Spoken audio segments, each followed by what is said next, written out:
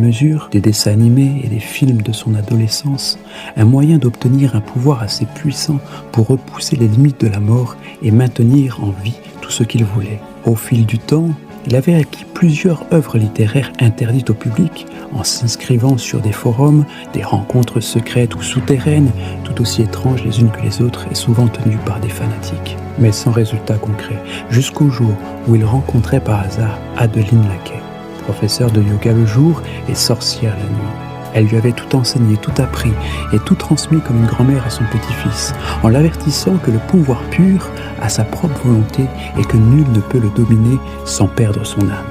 Mais Edgar n'avait que faire des conseils de cette vieille femme. Il avait son plan, acquérir assez de connaissances et de pouvoir pour vivre comme un dieu. Ses diplômes, sa réussite et son ascension n'étaient pas les fruits d'un travail acharné, mais de ses pratiques occultes d'un niveau bien plus supérieur que tous les tours de passe-passe de sa première boîte de